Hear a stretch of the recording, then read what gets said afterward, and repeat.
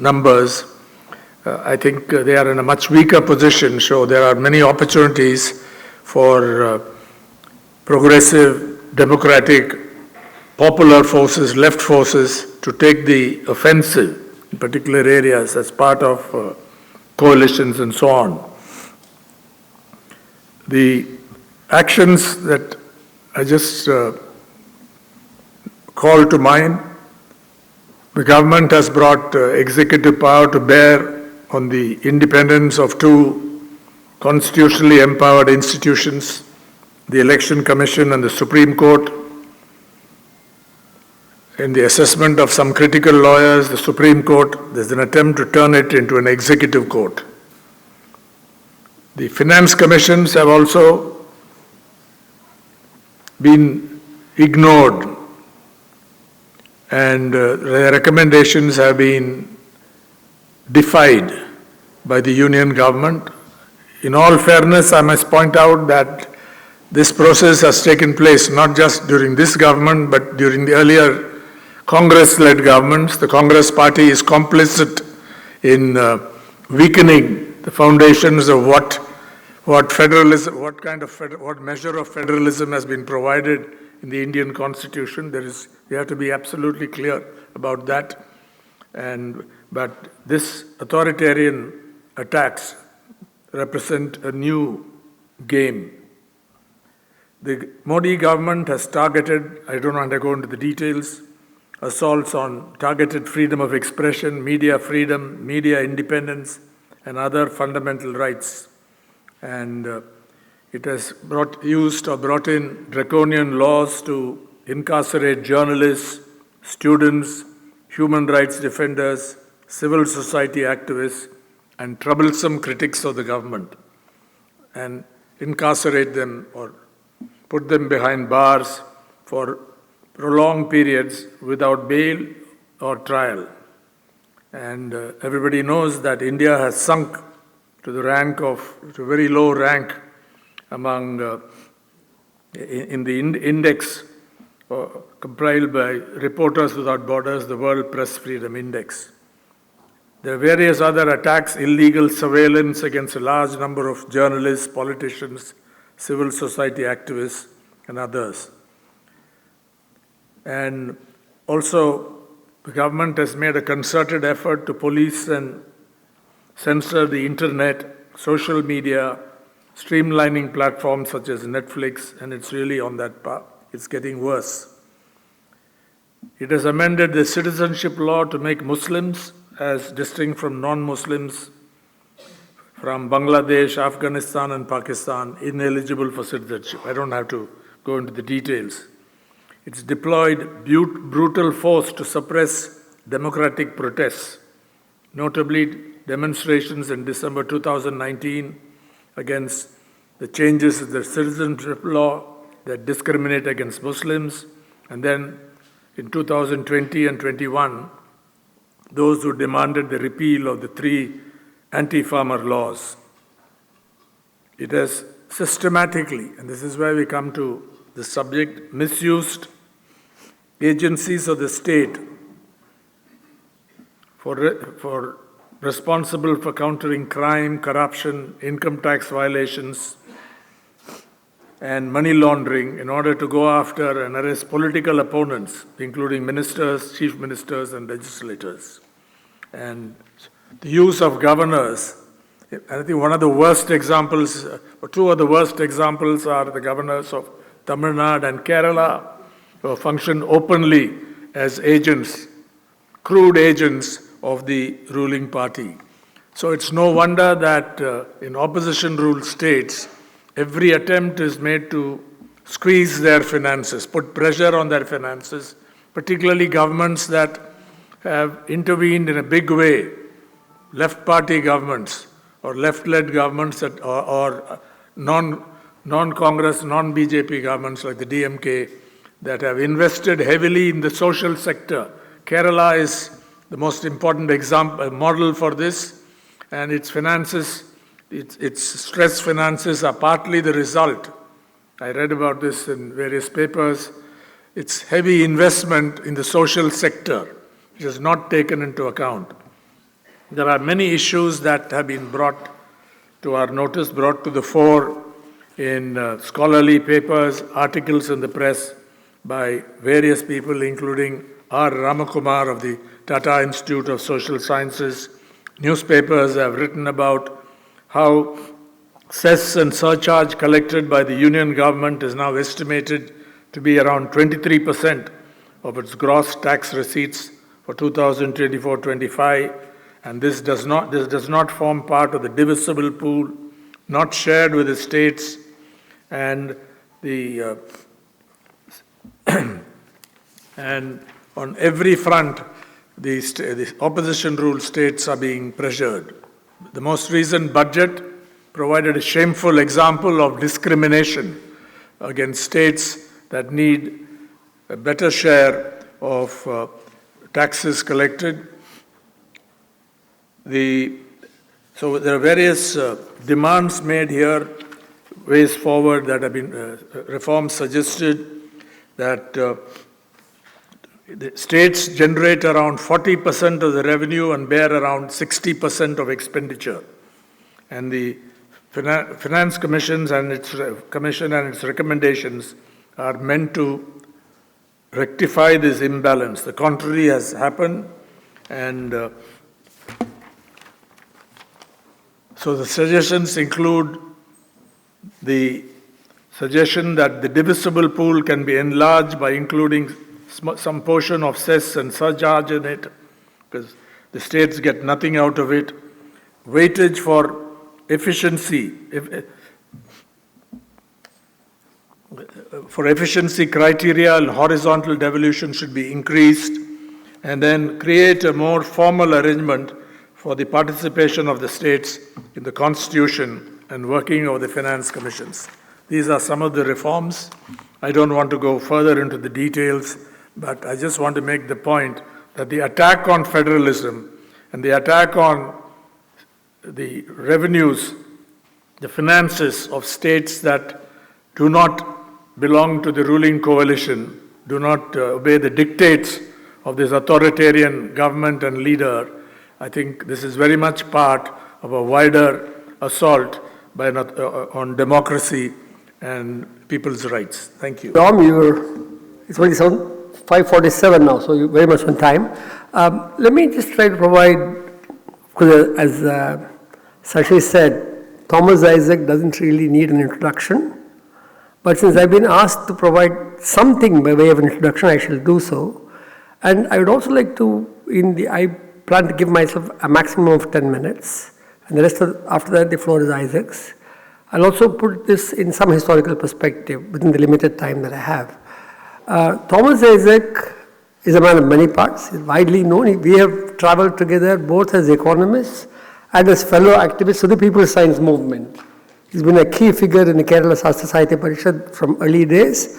And one of the most innovative interventions that Isaac spearheaded was the People's Plan experiment in Kerala, which to this day has had a very significant effect, and you will see nowhere in the country elected local bodies which are strong and competent as in Kerala, across the country. And so that's why, they're also able to respond to crises and disasters in a far more participatory manner than most other states do. So I think it's important to recognize the distinctive contribution of the Kerala experiment, and in particular Isaac's role as a part of the planning board earlier and then later as finance minister.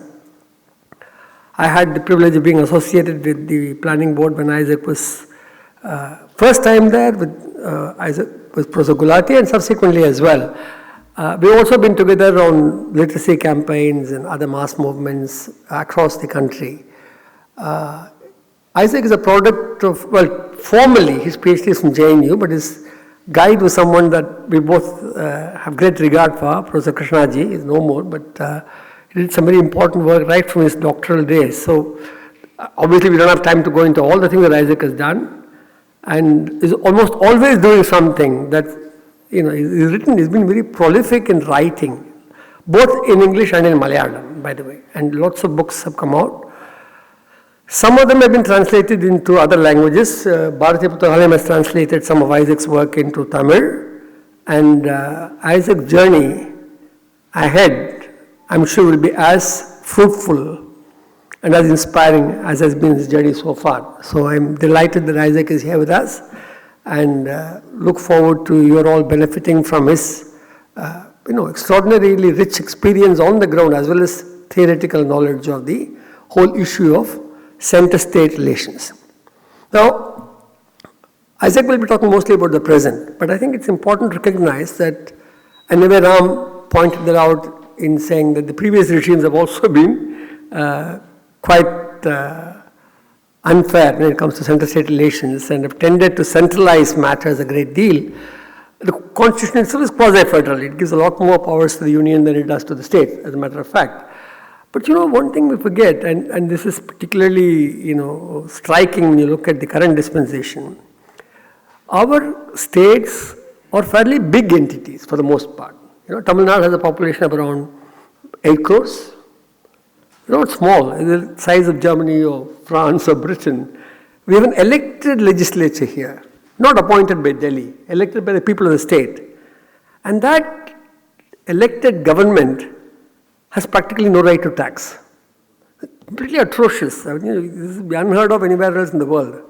So you have elected governments which have no right to tax. We talked about no representation without taxation, no taxation without representation. Now we have no representation, no taxation, all powers are with the center. So, I think it's important to see the change that has occurred with the GST and the way it's being implemented, which has led to a very strong bias against the states and their ability to take decisions on crucial matters. And states can now decide at best excise duties, they can decide commodity taxes for diesel, petrol, tobacco and alcohol. That's it. All the rest is in the hands of the GST Council, where the role of the states is less powerful than that of the center, practically speaking. But apart from that, the 30-odd years of liberalization, neoliberal policies, also have a very important impact on the center-state relations, because they have tended to centralize many decisions. And what is often not noticed is that when the union budget provides concessions to the corporate sector, for example, as they did, in fact, this is done outside the budget in 2019, October, when the President Finance Minister was also Finance Minister then, and she lowered the corporate tax rate from 30% to 22%.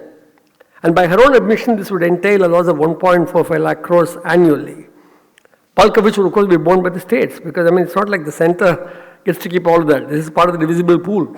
So essentially, when the center takes a decision to lower corporate taxes, it hurts the states. Also, it forces states into competition with one another to try and attract investment. So, many of these issues have been pointed out, particularly in a very important document way back in 2008 by the CPIM, which drafted a very elaborate memorandum on center-state relations. It was a very comprehensive document. I don't have time to go into all of that, but essentially to say that the 30 years of liberalization, and then, of course, this particular regime's extraordinarily, indefensible actions like the demonetization have all hurt both the states and the unorganized sector of the country, the informal sector of the country. Essentially hurt the small producers, the workers, the working people. So there are larger issues, but today we will be able to see how ostensibly, if you just say we have neoliberal policies, so we are not centralizing everything in government, but in fact we are centralizing all powers in the union government, essentially making states very subservient to the union dispensation. I don't know how many of you are aware of this. When the COVID hit us, states were being forced to borrow at extraordinarily high rates of interest to deal with their unanticipated expenditures, and this is constantly happening. We are willing to, forgive the shenanigans of our chiefs of financial institutions in this country, but we are very harsh on the states. That's the way the dispensation works. And I think it's important to highlight the fundamental injustice of the system that we are dealing with, apart from the fact that Ram pointed out that in this particular regime, the last 10 years, there have been serious violations of the autonomous status of many institutions. That, of course, is a continuing threat. And the point that Sashi made about education. I mean, the new education policy is a scandal. It takes away rights from the states. Remember, the education was a state subject until the emergency. People have forgotten that. It has become concurrent and it's become practically a union list now, the way the governors go around trying to appoint vice chancellors and so on. So, larger issues, and I think the general atmosphere is clearly one where there is an emerging fight by people of different nationalities coming together, if I may use the old-fashioned word, to fight against this kind of centralization that denies India's pluralism, its diversity, and the right of people of the states to have a government of their choice, at least in at least partially sovereign domains. And these are the important issues that underlie the overall political issues that we're dealing with. Isaac will mostly be looking at union-state fiscal relations. We used to call it center-state, but increasingly we in Tamil Nadu prefer to call it union-state, going back to the constitution and remembering its articulation of India as a union of states, not the other way around. So, sorry? Ondriyam. Oh, Tamil solringla. Okay. Is there any need for a Tamil version? I don't think. Anyway, yeah, Ondriyam, as Ram has reminded us. Ondriyam, Manilam, all this we are familiar with. But yeah, basically, you look at every field, and I've been saying this for 10 years now, it's just centralization all the way to ridiculous lengths. And I don't want to go into that because my time is basically up. I'm going to invite, 1756. Isaac will have a full 1 hour at his disposal. He said he would need about 40-45 minutes of presentation. We'll open the floor up for discussions, for questions essentially, not so much discussion. There won't be time for discussion. And he will have to leave at the very latest by 7 p.m. So keep that in mind. And I look forward, along with all of you, to listen to Isaac. Let me start from a very simple statement. In any large country, a federal system of governance would be much more efficient than a unitary system of government, for obvious reasons. I don't want to dilate on that. But I would say all the more so in a multicultural country like India, where you can identify very distinct subnationalities with their history, culture, and aspirations. In such a context, I think it is very important that the federal system accommodate regional aspirations and the choice of development. Let's take the experience of Indian states.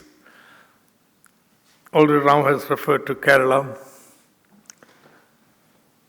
We have focused upon social sector development and just paid rich dividends. On the other extreme would be, say, a state like Gujarat, whose focus has been industrial development,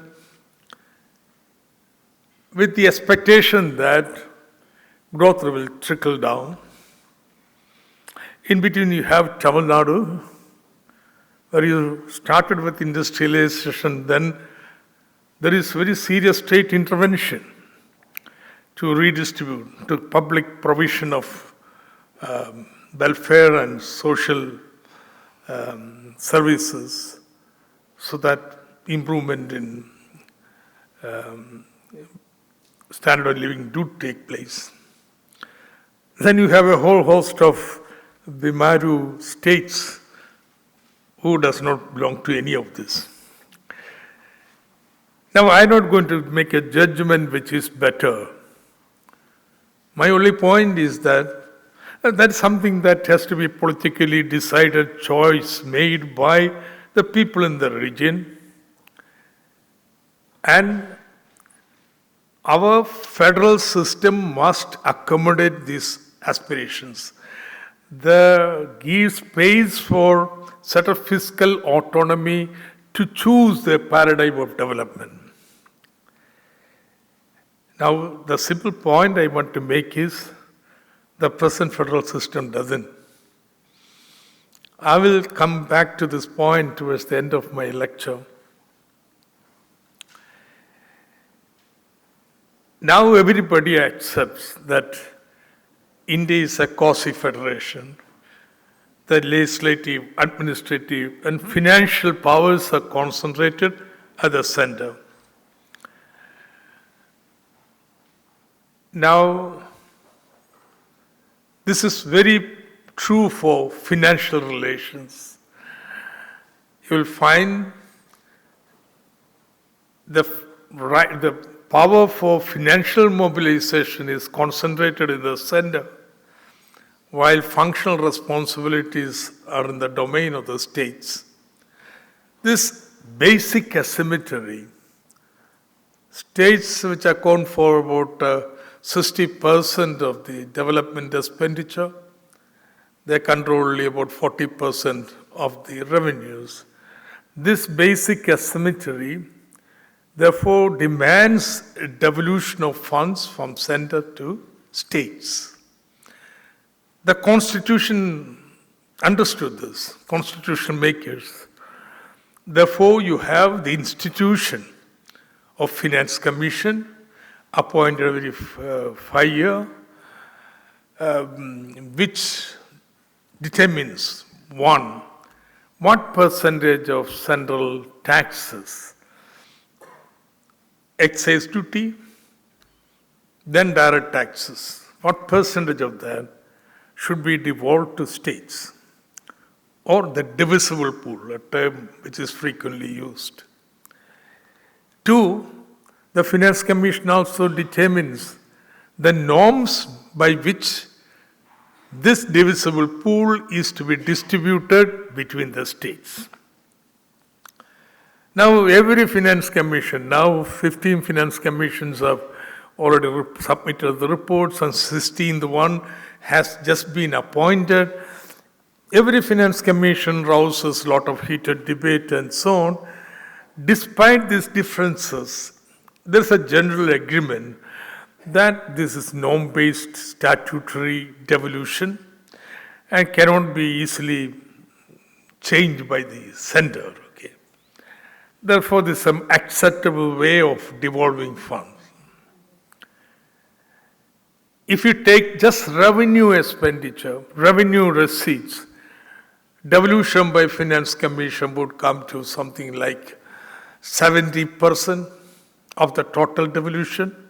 But if you add, say, loans and so on, then it would be much lower, 40%. Then, when we started the planning, another route for devolution emerged, the Planning Commission. Planning Commission was responsible to frame the national plan, dovetail state plans with the national plan, and also determine what plan assistance, plan aid has to be given to each state. That was also based upon a formula. It is known as Gadgil formula. Professor Gadgil proposed it. And also there was a lot of discussion between the states and the Planning Commission, which was clinched finally in the NDC, National Development Council. So it is a deliberative process that is involved. Now, third route is on the basis of an obscure Article 282 of the Constitution, which classifies miscellaneous financial powers, meant to be used very sparingly under special circumstances, but it was frequently made recourse to by the center. This is discretionary transfer, arbitrarily determined by the center. This was a relatively small share. Okay, this was the situation. Then in 1991, the whole paradigm of Indian development changed. Obviously, the finance also was not an exception. The composition of devolution to states dramatically changed. The biggest change was the planning commission was dismantled. If you take the planning commission, not only revenue support for the plans, but they determine the loans for the plan. They accounted for some 30% of the total devolution. So that now planning commission was no more. It was a discretionary decision of the center which state would get what from this. Earlier it was not so. Now, mind you, there's a slight exaggeration in this, in the sense plan aid was mostly market borrowings permitted by planning commission. Now, under the new regime, states are no more given loans by the center, but they take it from the market on the basis of FRBM Act, which says they can borrow up to 3% of the GSDP. But still, nevertheless, even after removing the loans, still it was an addition to the revenue pool which the center could discretion give to states they like and not give it to states they don't like. Now, then comes the 14th Finance Commission. Already dismantling of the planning commission was in the cards. Everybody knew planning commission era was going to end. So 14th Finance Commission under Y.V. Reddy took a decision. Till then, finance commissions were concerned only with the non-planned revenue account. Indian budgets, unlike the budgets of other countries, has this distinction between plan and non-plan. Other countries have only revenue and capital account. Indian budgets have revenue, plan and non-plan. So finance commissions chose to accept that planned finance was to be done by the planning commission. We will confine ourselves to non-planned revenue account. But 14th Finance Commission realized the planning era was ending, and therefore they took into account the entire revenue account of the center. So then they said, okay, there is so much more revenue with the center. Therefore, we are raising the divisible pool, share of the tax of center, which was to be shared with the states from 32% to 42%. That is a major step. So they tried to squeeze away, take away some of the additional revenue that the center was going to get for discretionary distribution. But Modi would not have anything of that. See, while Finance Commission, 14th Finance Commission was in operation, deliberating, preparing the report, he was the Chief Minister of Gujarat and was the most vociferous voice, demanding 50% of the central taxes be made into divisible pool. Of course, all of the states used to demand that, but was very vociferous about it. The elections came, he was elected chosen as the Prime Minister. Just then, the Finance Commission was about to submit the report. Now it is very well known. Ex-CEO of Nidhi Aayog, Mr. B.V.R. Subramanian, in a seminar by Center for Social Economic Progress, narrated how Modi met Y.V. Reddy in person, in his presence, and tried to say, no, you should not increase to 42%, make it to 32%. Y.V. Reddy said, you have no business in this, it's our business. He didn't budge an inch. And therefore, the whole thing came to naught. Of course, Subramaniam did not detract. Al Jazeera reported this seminar. And thus we all came to know about this. Reddy have not made any remark. He has kept silent. That's a decorum of the commission. So what do Modi do? Now, Modi suddenly found the budget has already been prepared, drafted, thinking only 32% would have to be given, you see. So just the previous 2 days before the budget presentation, the figures have to be revised. That's a grapevine. That's not evidence, but that was the discussion. General thing. And Modi is a past master in improvisation. So he came to the parliament and he joked. Some states would not have treasuries big enough to keep all this money. And all BJP benches clapped and so on and so forth. So he made a great show of it, that giving away 42%. Then what did the India government do? They began a campaign to systematically reduce real divisible pool from 42% to 32%.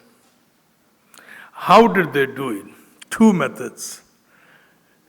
One, Constitution says net proceeds of the taxes. Net of what? Gross taxes minus collection charges. And that's what Ram just gave me Ram Kumar's paper on that. And they arbitrarily raised that. That's one. Secondly, Constitution says these taxes will have to be shared, but cesses and surcharges don't need to be shared by states. Because cess is for a specific purpose. How can you share it? That's the logic of it. So, over 3-4 years, systematically cess and surcharges were raised. So much so, in 2011-12, cess and surcharges were 9.5% of the total tax revenue.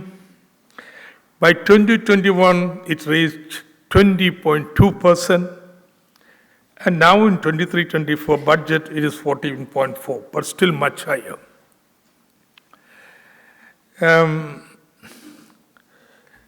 I'll give some.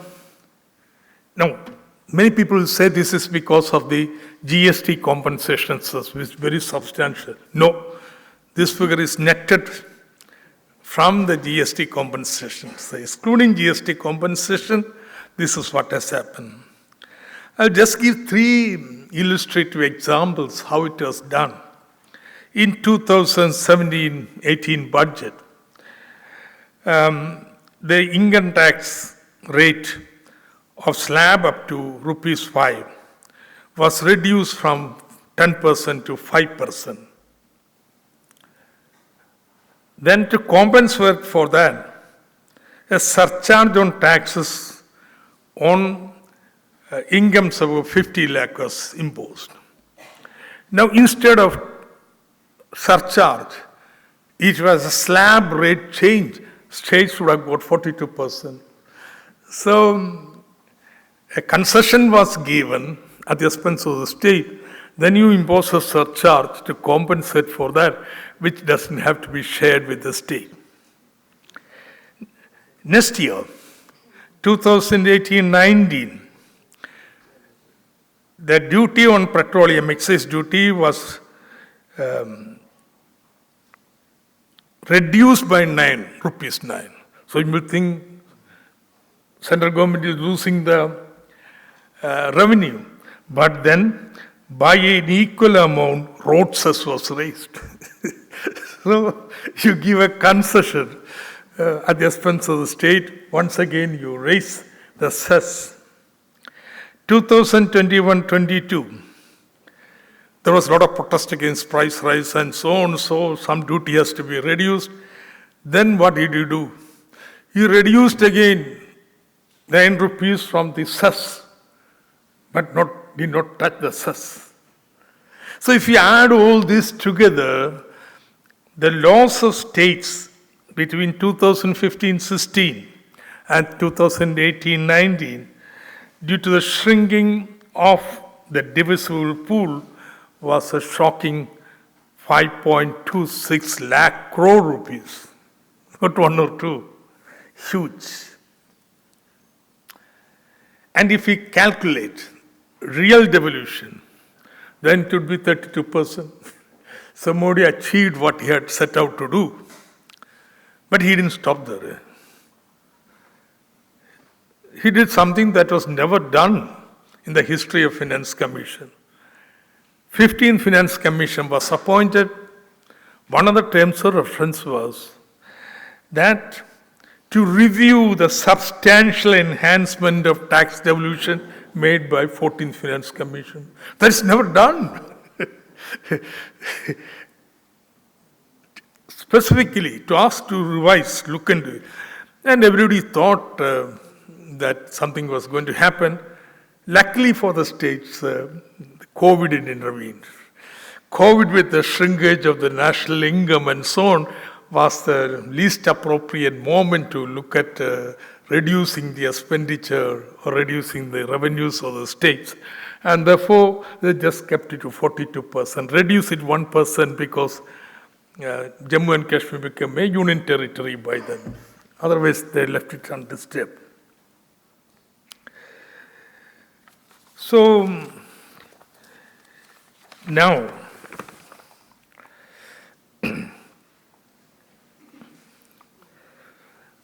we will have to. So, now what is a sum up? If an planning commission goes, it increases the non-divisible pool available for the center. Attempt of Finance Commission, 14th Finance Commission, to increase the divisible pool is thwarted. Therefore, center has much more resources at its disposal for discretionary spending. And therefore, new slogan of double engine growth. That was not in vogue anywhere before the history of national history. Of course, central governments had some leeway, discretionary power. They would help the states which they are political, but it was never made into a slogan here. So, double engine growth. There cannot be more obnoxious form of political favoritism in the devolution of funds to state government. And became very normal for the Prime Minister before every election to visit the states and may declare packages or on such other occasions. The budget of 24-25 has taken the slogan to a new toxic level by allocating special funds for two states, Bihar and Andhra Pradesh. There are a lot of debates about how this much money is going to come, but 45,000 crores of rupees, a big thing. And Finance Minister, okay, has no qualms, no shame to go on dilating the budget speech, a paragraph each for this. So, very rightly, this budget has been characterized as a save the chair exercise by the opposition. Now, this open political discrimination has opened a new front in the center-state confrontation. That's the thing. That confrontation is going to come in the 16th Finance Commission. How is it going to be? One, a point has been made that cesses and surcharges will be made into the divisible pool. Net proceeds of tax limits will have to be put. Or, much more simpler, much more simpler way, raise the share of taxes for the state to 50%. Now this is going to be an issue because center is flaunting that they have resources left for discriminatory transfers, arbitrary transfers. And therefore this minimum acceptable thing that there must be certain objective criteria by which resources are transferred.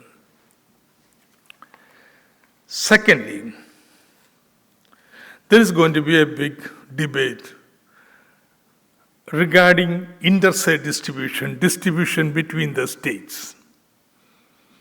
That has always been there, okay. Each state has its interests, but this time this is going to be a serious confrontation issue. Why?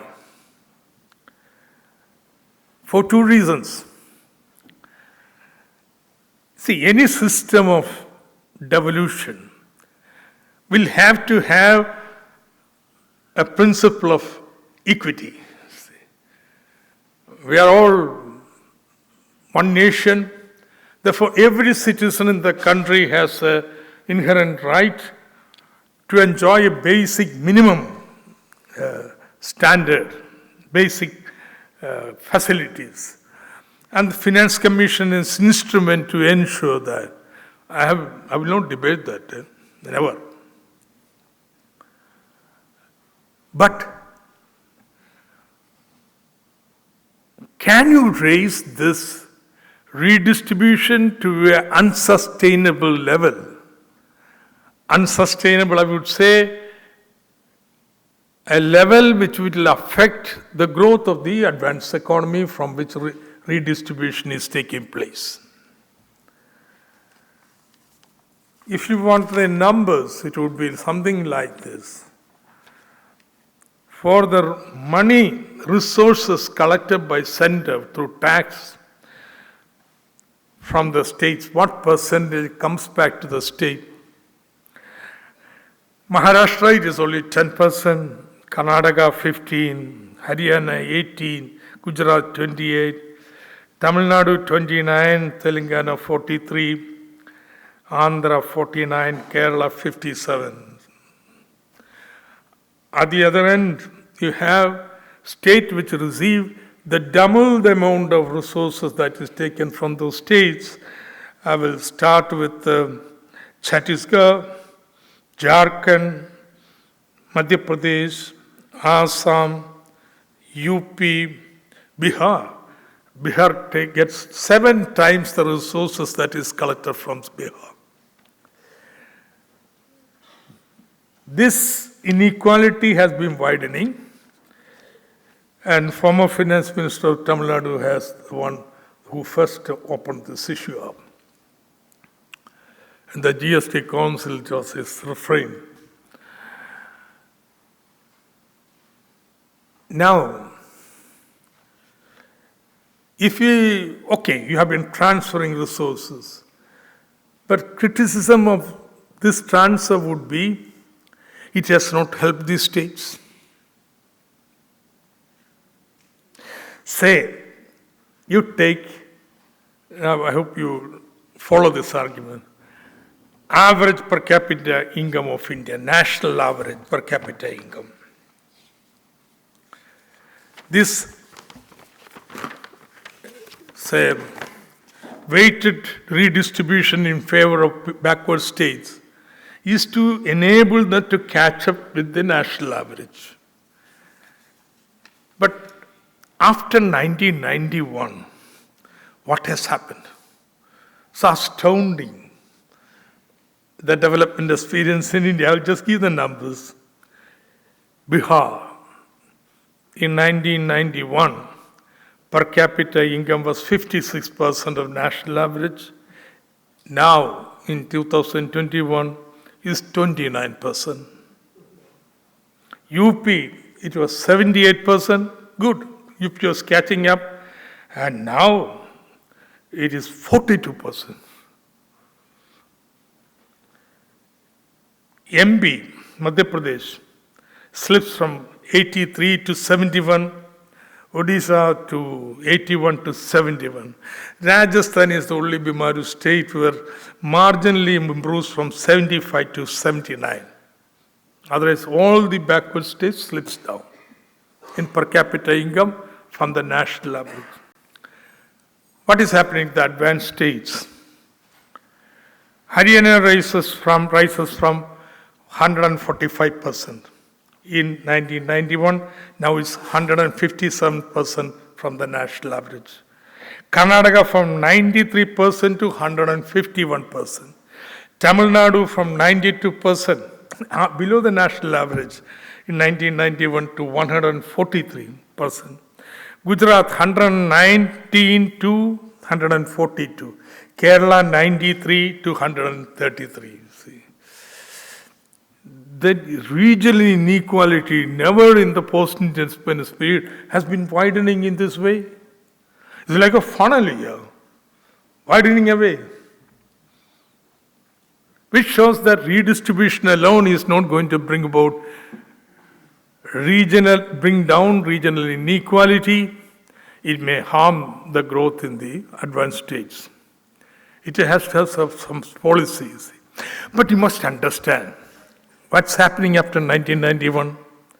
Market forces are having a higher say in the determining the economic evolution, not planning. So, what is this impact of this market paramountcy on the backward regions? They would be the victims of what in development economics is called backwash effect, you see. It's okay, you go and build a big steel plant, huge investment in Bihar. Now, all the contractors will be from Maharashtra or Gujarat. Better now, all the contractors from Gujarat. All the equipments, this, that, everything would come outside. Technical hands would come from outside. So the multiplier impact of the investment in the steel plant will be felt outside the region. In the region, there is hardly any impact made on the economy, you see. The market will just suck away the resources suspended the two advanced regions. It will get reflected, say, in the credit deposit ratio. It will get reflected in the trade. If you look at trade balance in mid-70s when I worked, very strange phenomenon. All the backward states, they had trade surplus. All the advanced states had trade deficit, you see. It's something like this, if you want to understand this, the analogy of colonial India. Colonial India had a trade surplus. It was a side of a reflection of its prosperity. It was a drain that is taking place. So there are these economic forces. Now, how do you meet this? You cannot control market. That's outside the policy regime. So you have to choose to invest on non-tradables here. What is non-tradable? Education, healthcare, other social sectors. Despite these resource transfers, if you take the quality of life index for any of these states, they're the worst. So without these policy changes, this situation is going to worsen in the form. And now, at this point, I want to revert back to the statement I made. That federal fiscal system must accommodate regional aspirations. Okay. The aspirations, policies there will have to change. So also take into account of the challenges that advanced states are making. I will state something of Kerala experience, take another 10 minutes or so, and then show how this federal finance system, as it is evolving, has become a total hindrance to the regional development of Kerala. As you know, Kerala's development has been emphasizing redistribution. Redistribution through higher wages, redistribution through land reform, public action of people intervening. And also people's struggles for education, healthcare, etc. Every government, whatever be the government, they have been forced to spend more and more. And as a result, so many generations of people had a decent life with dignity. All right. But now, the children of these people who are now protected under social welfare and so on, they are educated, their aspirations have improved, they want decent jobs. Some job won't do.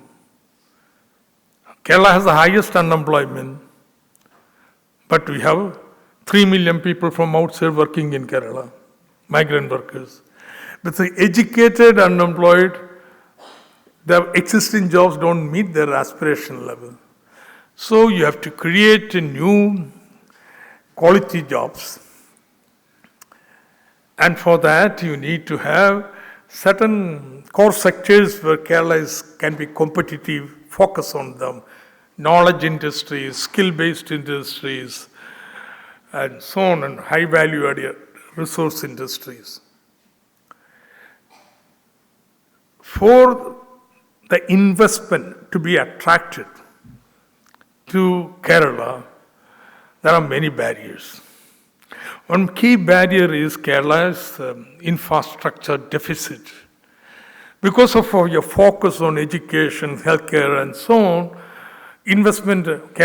public expenditure has been going into the sectors. And if you take the average capital expenditure of Kerala budget is nearly half the national state's average. Not just recent year, for a few decades. So you will find the cars and trains in Kerala will ply at half the average speed outside. You bring electricity, but you can wheel it in Kerala because you don't have any high tension transmission line above 240 or something. You have only port of Kochi, but loses out totally to, say, Thoothukudi and Mangalapuram, and so on and so forth.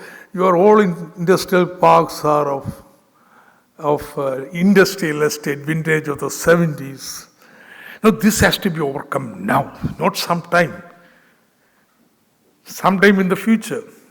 If we want to make this transition of a new development paradigm, of protecting the social welfare gains, at the same time generating quality jobs in Kerala, you have to overcome this infrastructure deficit immediately. So now this is the new regional development goal.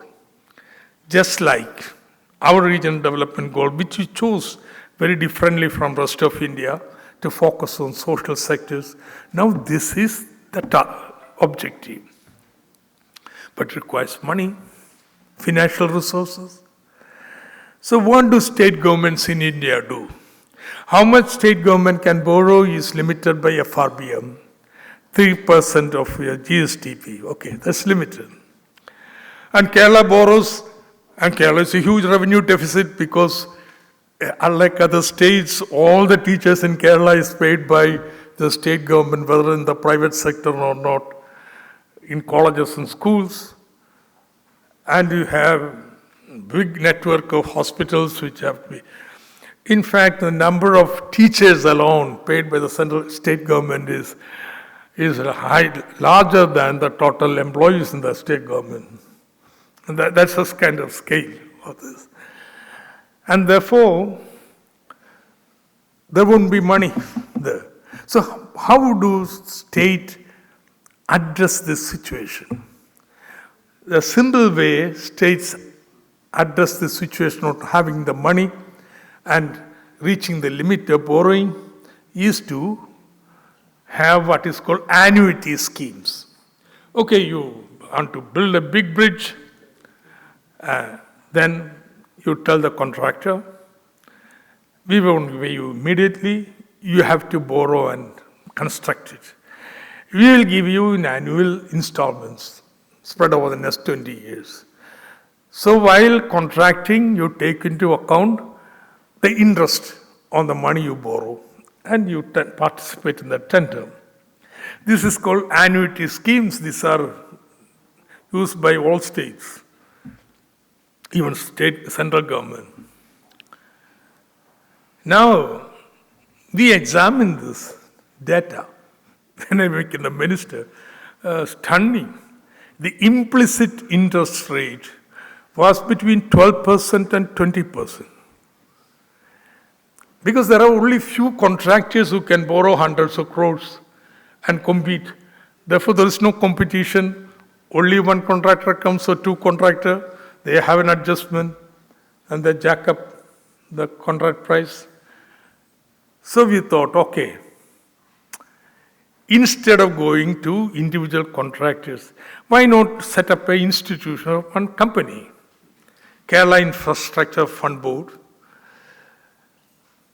which will borrow from the market and construct, and government pay it a annuity. Annuity was defined in the law as 50% of the motor vehicle tax. So this new company can go to market and say, look, here is our future income flow from the government of Kerala. On that security, take the loan. It's an efficient company. So good rating. In fact, there was no need to go abroad to borrow. We went for masala board. So ED is after me for this masala board. So people ask me, why did you do that? Just to demonstrate to the financial market, here is a player in the market that can borrow from international market, issue a bond and get the money. Just to do that. So it was done.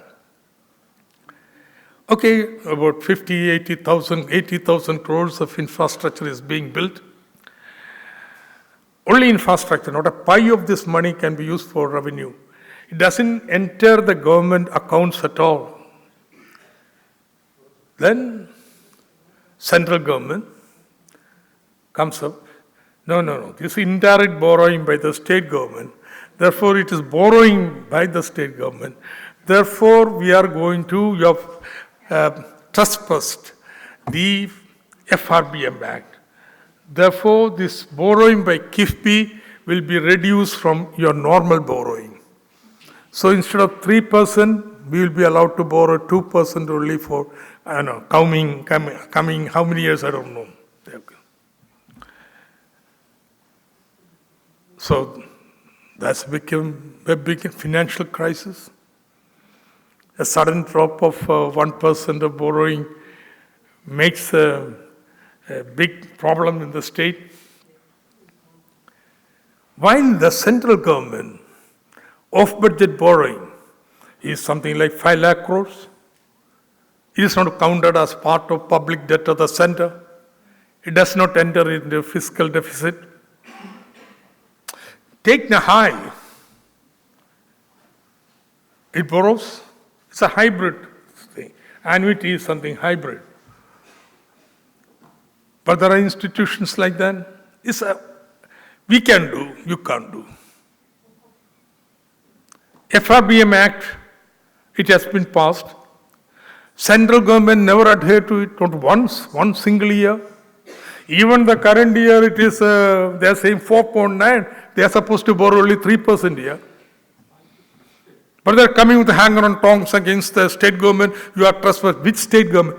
State governments as a whole has complied. In fact, state governments borrowing is less than 3%.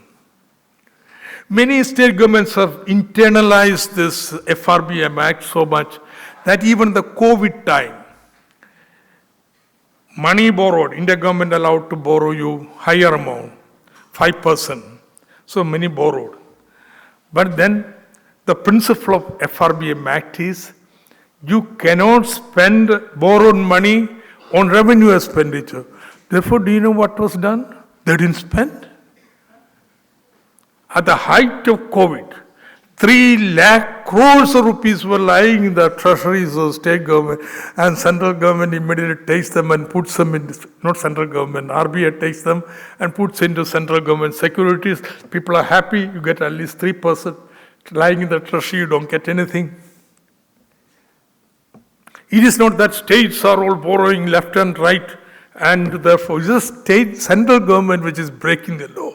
But they are trying to discipline the states. A major threat before the state governments is, FRBM Review Committee has said that state need to, their borrowing power should be reduced to 1.75% here. See, they just don't see a role for the state in the development. Because central can then borrow more, to accommodate higher central borrowing, reduce the state borrowing. So what is going to be? It's going to be a big fight here. Constitution says state will have to take permission and conditions of sender if they are indebted to sender. Suppose Kerala says, we'll pay back whatever you have. Maybe some 5,000, 6,000 crores. I told you, from 1991, sender has stopped giving loans to states. But keep the sender states indebted. They come out 1 lakh rupees for 50 years. So that you're indebted. So suppose Kerala takes the position. Well, we'll pay back. Then we'll go to the market. Anyway, you are standing for market economy.